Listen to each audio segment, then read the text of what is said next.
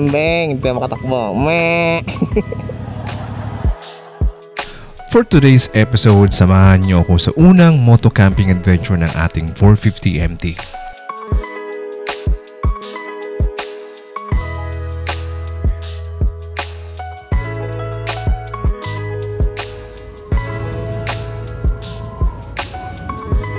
Bibisitahin natin ang isang campsite na merong overlooking view ng bundok Arayat.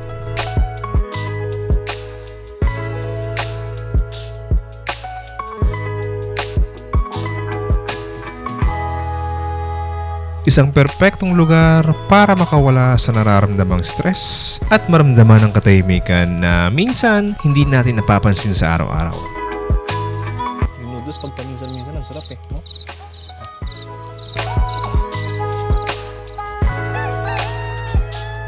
So just sit back and enjoy. Ako na pong bahala sa lahat. Let's go! Diba? Oh, simple lang yun. Nakadali tayo ng isubun.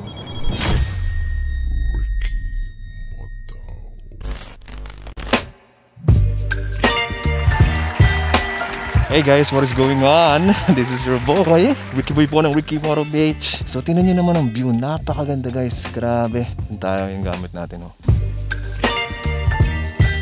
For today's episode, magkakamping po tayo sa wakas. Andito po tayo somewhere in Tarlac, boundary of Tarlac and Pampanga.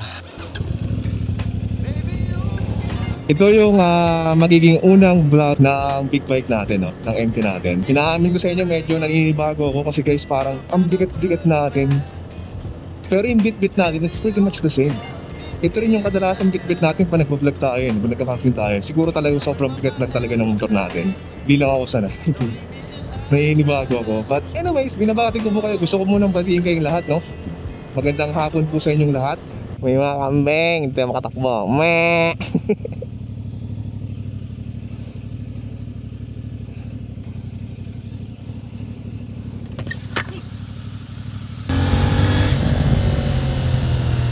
Bigat natin guys, grabe. Ewan ko, natatawa lang ako dyan kasi may napanood ako dyan last time eh. Yung guwapong kambing. Mas guwapo pa sa'yo yung kambing. Wow, 7 minutes na lang tayo guys, nandun na tayo. Medyo nangangalay na ako, pagod sa biyahe. Yan yung Mount Arayat oh, grabe. Oh my gulay, kaganda. Malapit na tayo sa ating destination. Ay, rough road guys. Ito na yung simula ng rough road dito.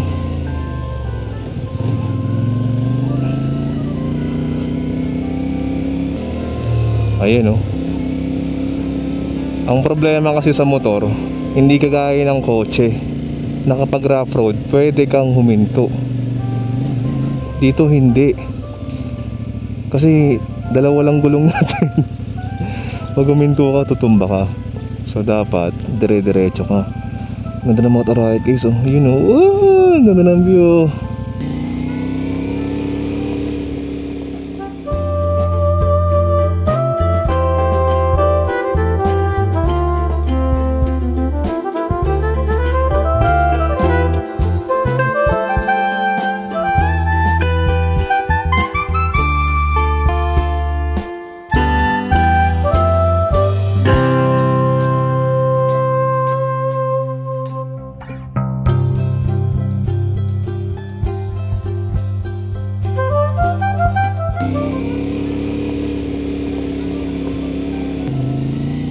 Yan, tayo tayo.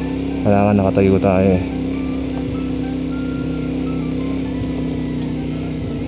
Bigat pa naman natin. May kotse sa unahan natin kasi.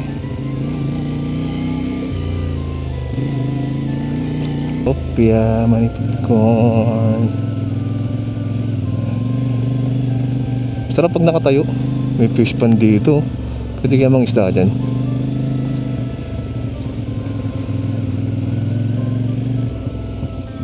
Ganda na tanawin no. Grabe guys.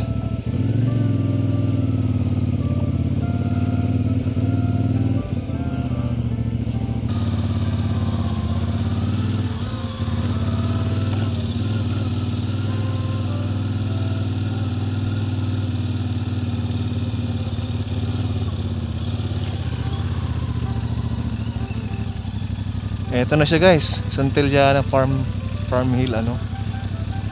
Ay, Hillside Farm pala. Farm Hillside.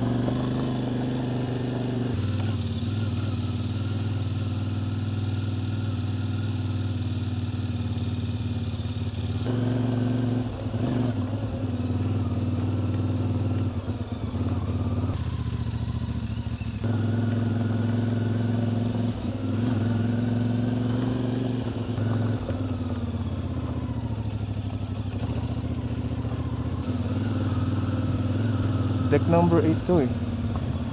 Is it this one? Touchdown guys! Andito na tayo ngayon sa Santillana Farm Hill. Farm Hill ba yun? Ganda! Mount Arayat in the house. Napaka-solid ng spot na to guys. Spot number 8 or deck number 8. Marami namang spot. Meron din doon, meron din dito sa bandang part na yan. Pero itong pinaka-perfect for me. Pahinga lang tayo konti. At nakakapagod yung biyahe natin. Kalahin mo, hindi tayo tumumba. Bigat ng dala natin, oh. Ayun, oh. Dami niyan, guys. Sobrang bigat. Maya-maya tayo mag-impake kasi napagod ako. Saka inaantay ko na magbukas yung restaurant na bibili tayong tubig. Saka yelo.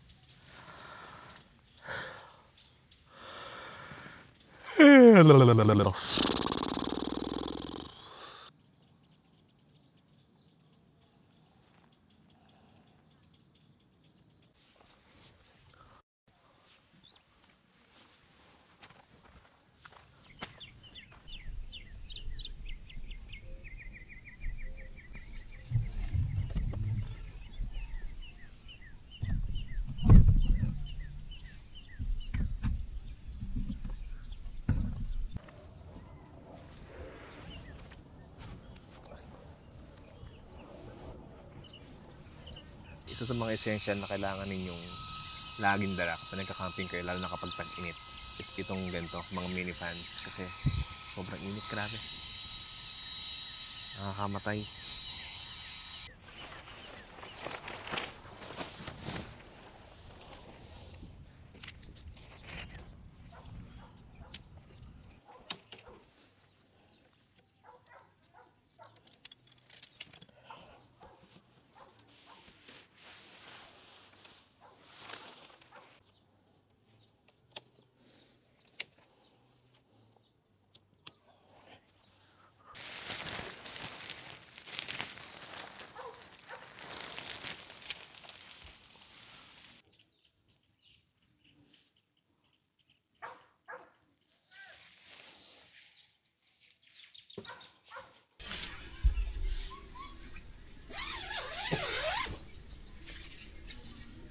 Time check mga ano na yata guys, alas 3 na yata.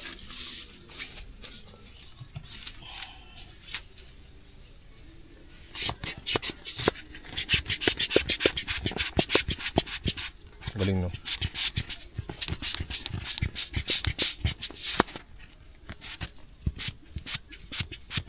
Neck pillow.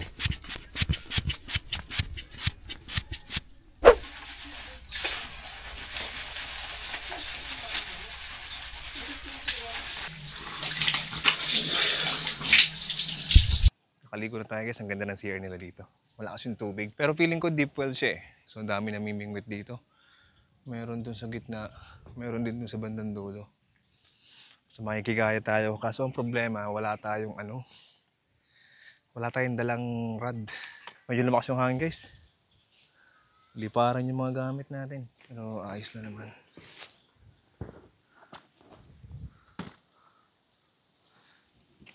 Medyo pahapon na rin kasi. So, gaya ng sinasabi ko kanina, wala tayong dalang rad ngayon. Yun ang problema. Pero do not worry. Meron naman silang pinaparentahan dito. Hindi nga lang siya real, no? Mahabang kawayan siya, guys. Mahabang kawayan. Na merong hook. Tapos yung pain is masa. Feeds. Mas okay sana to kung ano. Kumbulate. Kasi feeling ko mga tilapia lang nandiyan eh. Itong masa at saka itong pamingwit nila guys is basically 150. Tapos meron silang tinatawag na fish registration yata yun. Bali 300 yung kailangan yung bayaran. For the whole stay naman na yun.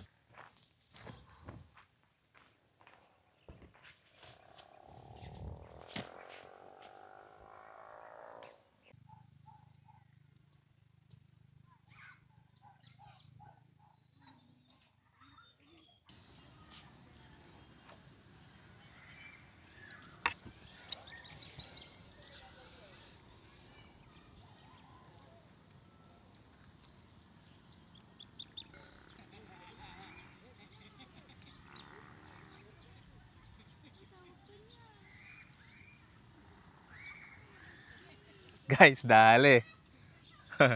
Nakaisa.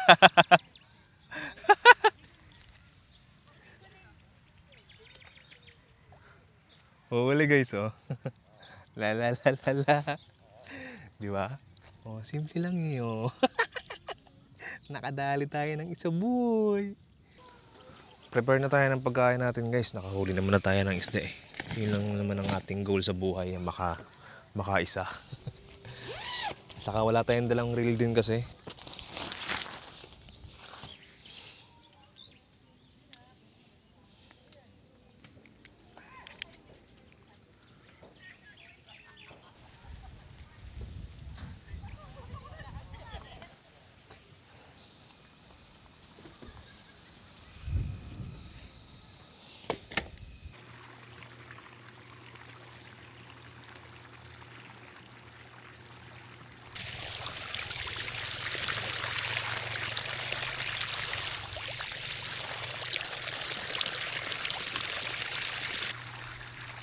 Dito na.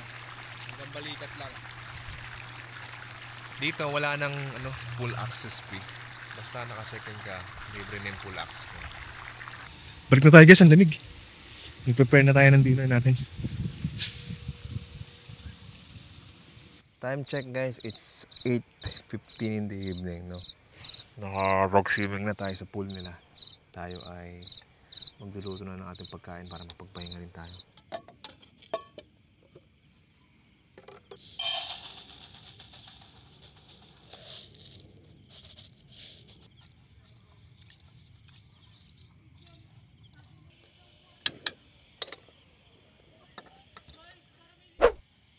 Simple lang pero rock. Meron tayong tapa, itlog na maalat, tapos sotanghon noodles. Kain tayo?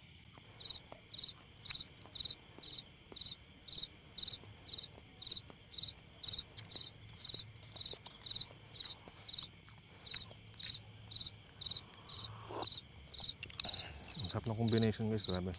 Solid.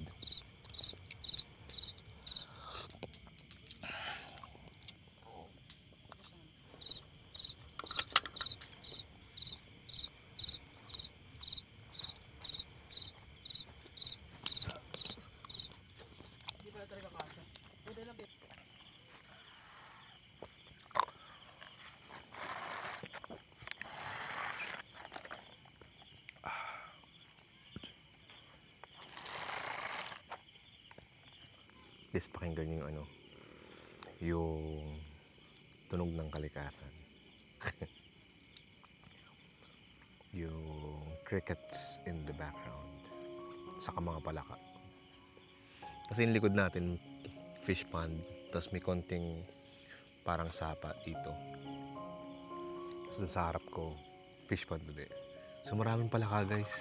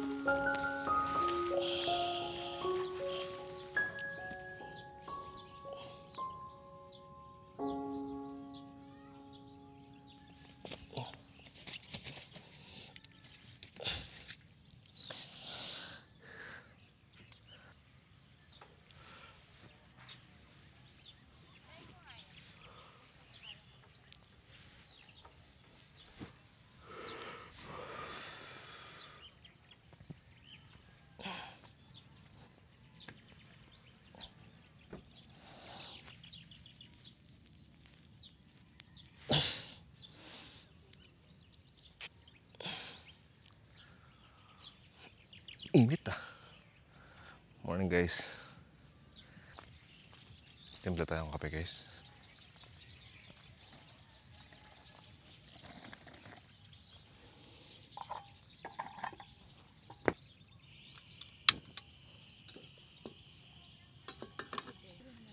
Timpla tayo ng tea. Matcha tea. Ating setup.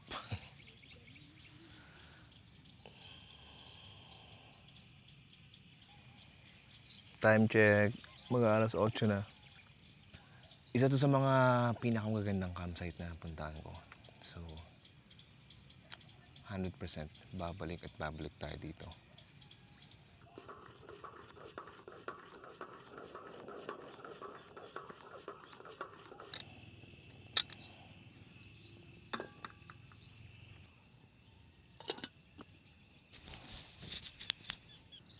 Problema guys, lobat na tayo. 10% na lang tong camera na to. Paano kaya yun? Kaya pa ako naghanap ng charger eh. Pati power banks natin, lobat eh. Itong motor natin, may charger to kaso sayang gasolina. Paano kaya? Nag-chat ako sa reception eh. Kanina. Natin ko nag-reply na. Tinatanong ko kung may charger. 10 kaya pwede mag-charge. Nag-reply na. Dex have AC outlet. Ha? Meron ba? Ay! Gagi, may charger pa dito guys. Wait, pakita ko sa inyo. Diyos ko Lord, meron pa ng AC dito. Ito yata yun. My God. Charger pala dito eh. Hindi ko alam eh. Lobat yung mga gadgets natin. Drone at saka yung camera. Nagana kaya? Wow, gumana guys. Ayos na. Charging. Hindi pa tayo dito sa may puno guys. Ang init kasi. Hindi ako napagdala ng lamesa. Lilipat tayo guys kasi mainit. Yan sa pwesto natin. Nakakamatay ang init.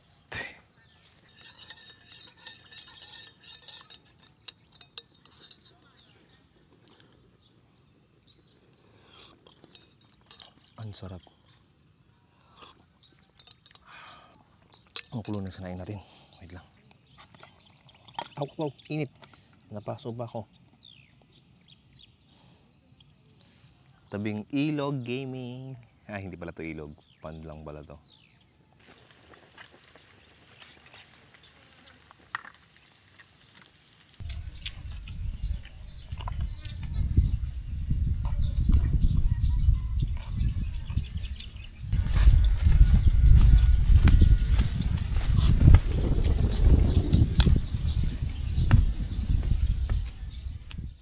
Wow. Oh no!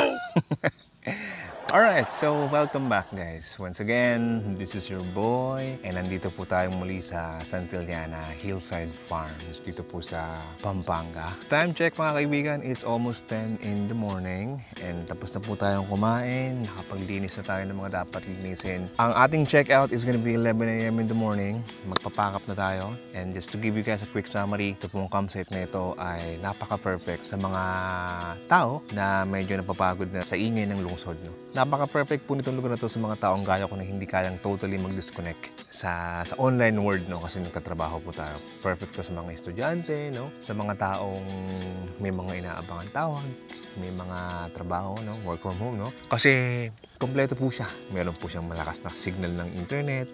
Mapa-smart man yan, Globe, kahit anong SIM card, meron pong signal dito. Tapos merong kuryente. Even the campsite or the deck where you will put your tent, no? Kung saan ka magsa-setup, meron pong kuryente dito. Kahit saan. Kahit saan deck. Mapa doon o dito meron. So I guess this is where I'm gonna have to end the video. Kung umabot ka po sa part ng video na to at nakikinig ka pa right now habang ako po yung nagsasalita, maraming salamat po sa inyo. So once again, this is your boy, Ricky Boy from Ricky Moro PH, signing off. Have a great day, people. And 19 was the year I had to leave you, but now I'm seeing all the signs. Is this really happening? I can't believe it's true. I'm just as surprised as you.